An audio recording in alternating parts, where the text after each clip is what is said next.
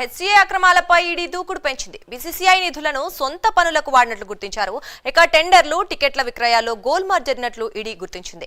Cricket balls, stadium chairs, gym పరికరాల టెండర్లలో భారీగా అవినీతి జరిగినట్లు ఫోరెన్సిక్ ఆడిట్ లో నిర్ధారణ అయింది. 10 ఏళ్లలో బీసీసీఐ నుంచి హెచ్సీఏకు 800 కోట్ల రూపాయలకు పైగా నిధులు కేటాయించారని సమాచారం. ఫుడ్ క్యాటరింగ్, స్టాల్స్, టికెట్స్ కేటాయింపులో జగన్మోహన్ రావు తన వారికే టెండర్లు కేటాయించారని ఆరోపణలు కూడా వచ్చాయి. ప్రస్తుతం వీటిపై ఈడీ ఆరా తీస్తోంది. ఈ విషయం గురించి మరింత సమాచారం మా కరెస్పాండెంట్ అజీం లైవ్ లో అందిస్తారు. అజీం, చెప్పండి.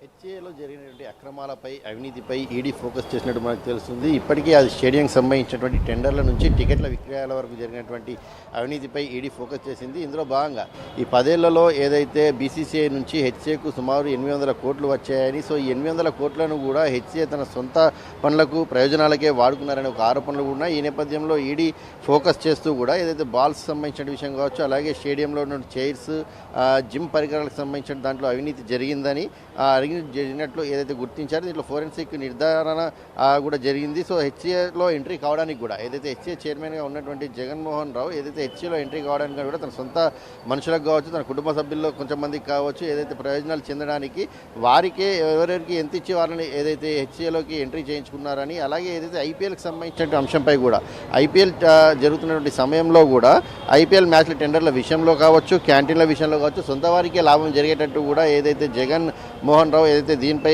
ఏదైతే ఒక ఆరోపణలు ఎదుర్కొంటున్నారో ఇదే నేపథ్యంలో ఏదైతే ఐపీఎల్కి సంబంధించినటువంటి food catering, stalls, cricket tickets కేటాయింపులో కూడా తన వారికే టెండర్లను కేటాయించుకున్నారని చెప్పి కూడా ఈడీపై ఏదైతే ఆరోపణలు అయితే వస్తున్నాయి. సో ఓవరాల్గా చూసుకున్నట్టయితే ఈడీ అయితే తన దూకుని పెంచింది. ఇప్పటికే హెచ్ఏకి సంబంధించిన అంశంపై అనేక ఆరోపణలు అటు హెచ్ఏ చైర్మన్గా ఉన్నటువంటి జగన్మోహన్ రావు అలాగే ఇతర సభ్యులు కూడా అందరూ ఎదుర్కొంటున్నారు. ఇప్పటికే కొంచెం మందిని అదుపులోకి తీసుకునే విషయం కూడా తెలిసిందే. సో ఈడీ ఇప్పుడు దాంట్లో ఎంతవరకు అవినీతి జరిగింది, ఎక్కడెక్కడ జరిగింది, ఎలా జరిగింది, ఎవరెవరు తమ సొంత ప్రయోజనాలకు వాడుకున్నారు, ఇలాంటి అనేక కోణాల్లో ఈడీ దర్యాప్తు చేస్తుంది. ఈ నేపథ్యంలోనే ఏదైతే ఈడీ ముఖ్యంగా అటు ఐపీఎల్కి సంబంధించిన టెండర్ల విషయంలో, క్యాంటీన్ల విషయంలో కావచ్చు, అలాగే టికెట్స్ విక్రయంలో ఎక్కువగా ఆరోపణలు ఉన్నాయి. సో వీటితో పాటు కూడా ఏదైతే బీసీసీఐ నుంచి వచ్చినటువంటి హెచ్ఏకి 800 కోట్ల రూపాయల వరకు కూడా వచ్చాయి. సో 800 కోట్ల రూపాయలు కూడా అటు క్రికెట్ స్టేడియంలో ఉన్నటువంటి చైర్స్ కోసం, బాల్స్ కోసం, జిమ్ పరికరాల కోసం, ఇతర అవసరాల కోసం కూడా వాడినట్టు, అవి కూడా సొంత ప్రయోజనాల కోసమే వాడినట్టు కూడా ఏదైతే ఇప్పటికే ఫోరెన్సిక్ నిర్ధారణ కూడా జరిగినట్టు కూడా మనకు తెలుసు. సో ఈ నేపథ్యంలో ఈడీ సో ఏ మేరకు అవినీతి జరిగింది,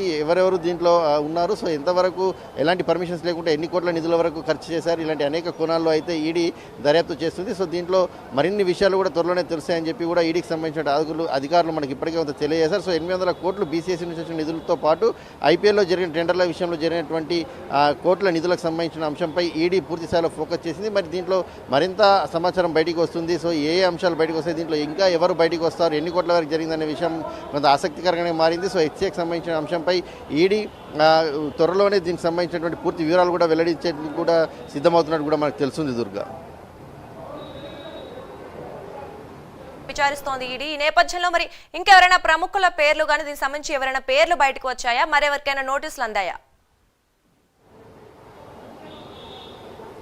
ఖచ్చితంగా ఇప్పటికైతే ఏం చెప్పలేము. ఇప్పటికే అక్కడ ఉన్నటువంటి ఎస్ఐ కావచ్చు, ఇతరులు కూడా ఏదైతే దీంట్లో ఇన్వాల్వ్ అయినట్టు తెలిసింది. సో వారిపై సస్పెన్షన్ వేటు పడింది. అలాగే హెచ్ఏకి సంబంధించిన చైర్మన్, దాంట్లో ఉన్నటువంటి సభ్యులకు కూడా ఇప్పటికే కొంచెం మందిని అదుపులోకి కూడా తీసుకోవడం కూడా జరిగింది. అయితే ముఖ్యంగా ఈడీ ఫోకస్ చేసినటువంటి అంశం ప్రధానంగా చూసుకున్నట్టయితే అసలు ఏదైతే అంటే జగన్మోహన్ రావుకి సంబంధించినటువంటి దగ్గరి వారకు, కుటుంబ సభ్యులకు ఎవరికైతే తాను ఏదైతే లాభం చేకూర్చే విధంగా అటు ఐపీఎల్కి సంబంధించినటువంటి టెండర్ల విషయంలో, టికెట్లకు సంబంధించిన విషయంలో, క్యాంటీన్కి సంబంధించిన విషయంలో కూడా వారికే కేటాయింపు జరిగిందని చెప్పి, అలాగే హెచ్ఏలో ఎంట్రీ కావడానికి కూడా ఎవరెవరికి ఎంత ఇచ్చారు అనే దానిపై కూడా ఈడీ ఫోకస్ చేసింది. కాబట్టి హెచ్ఏకి సంబంధించి ఎంట్రీలో కావడానికి జగన్మోహన్ రావు ఎవరెవరికి ఎంత మేరకు సొమ్ము అప్పగించారు, సో దీంట్లో ఇచ్చింది ఎవరెవరికి, సో హెచ్ఏలో ఎంట్రీ అయ్యింది ఎవరెవరు, ఇలాంటి అనేక కోణాల్లో ఈడీ ఫోకస్ చేస్తుంది. అలాగే ఐపీఎల్ క్యాంటీన్కి సంబంధించినటువంటి విషయంలో కావచ్చు, ఇతర టెండర్ల విషయంలో కూడా ఈడీ ఫోకస్ చేస్తుంది. సో ఈ రెండు అంశాలకు సంబంధించిన వారిలో ఖచ్చితంగా ఈడీ త్వరలో 1-2 రోజుల్లో ఏదైతే మరికొంతమందికి కూడా ఏదైతే నోటీసులు ఇవ్వడం కూడా తెలుస్తుంది. సో ఇది ఏ మేరకు మీకు ఆ నిధుల కేటాయింపు జరిగింది,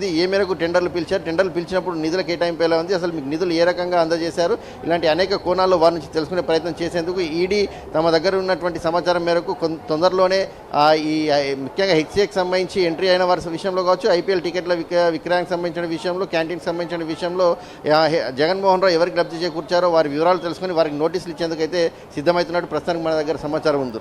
రైట్, థ్యాంక్ యూ అజీం.